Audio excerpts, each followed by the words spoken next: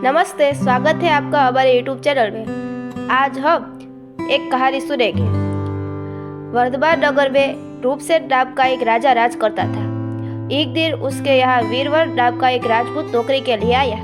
राजा ने उससे पूछा कि उसे खर्च के लिए क्या चाहिए, तो उसने जवाब दिया 1000 तोले सोना। सुनकर सबको बड़ा आश्चर्य हुआ। राजा ने पूछा, तुम्हारे साथ कौन कौन है? उसने जवाब दिया, मेरी स्त्री, बेटा और बेटी। राजा को और भी अचंभा हुआ। आखिर 4 जने इतने धन का क्या करेंगे? फिर भी उसने उसकी बात मान ली।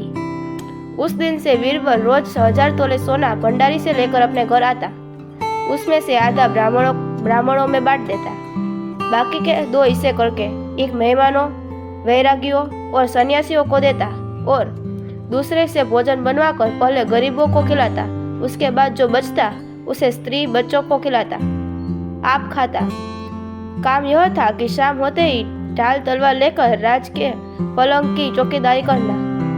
राजा को जब कभी रात को जरूरत होती वह हाजिर रहता।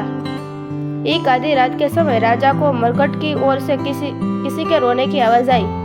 उसने वीरबल को पुकारा तो वह आ गया। राजा ने कहा, जाओ पता लगा कर आओ कि इतनी रात गए यह कौन रो रहा है और क्यों रो रहा है। वीरबल तत्काल वहां से चला गया। मरघट में जाकर देखता है तो सिर से पांव तक एक स्त्री गहनों से लदी कभी नाचती है, कभी कूदती है और सिर पीट पीट कर रोती है, लेकिन उसकी आंखों से एक बूंद आंसू नहीं निकलती। वीरबल ने पूछा, तुम कौन हो और क्यों रो रही हो?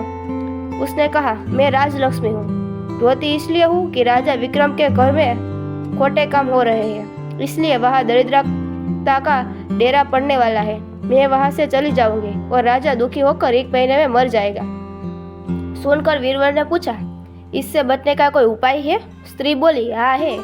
यहाँ से पूर्व में 1 योजन पर एक देवी का मंदिर है। अगर तुम उस देवी पर अपने बेटे का शीश चढ़ा दो तो विपदा टल सकती है। फिर राजा 100 बरस तक बेखटके राज करेगा। वीरबल घर आया और अपनी स्त्री को जगाकर सब हाल कहा। स्त्री ने बेटे को जगाया, बेटी भी जाग गई। जब बालक ने बात सुनी तो वह बहुत खुश हुआ और बोला, आप मेरा शीश काट कर जरूर चढ़ा दे। एक तो आपकी आज्ञा, दूसरे स्वामी का काम, तीसरे यह देव देवता पर चढ़े। इससे बढ़कर बात और क्या होगी? आप जल्दी करें। वीरबल ने अपनी स्त्री से कहा, अब तुम बताओ। स्त्री बोली, स्त्री का धर्म पति की सेवा करने में ही है। निदान 4 जने देवी के मंदिर में पहुंचे। वीरबल ने हाथ जोड़कर कहा, हे देवी, मैं अपने बेटे की बलि देता हूँ। मेरे राजा की 100 बरस की उम्र हो। इतना कहकर उसने इतने जोर से खाड़ा मारा कि लड़के का शीश धड़ से अलग हो गया। भाई का यह हाल देखकर बहन ने भी खाड़े से अपना सिर अलग कर डाला। बेटा बेटी चले गए तो दुखी माँ ने भी उनका रास्ता पकड़ा और अपनी गर्दन काट दी। वीरबल ने सोचा कि घर में कोई नहीं रहेगा तो मैं जीकर क्या करूँगा। उसने भी अपना सिर काट डाला। राजा को जब यह मालूम हुआ तो वह वहाँ गया। उसे बड़ा दुख हुआ कि उसके लिए 4 प्राणियों की जान चली गई।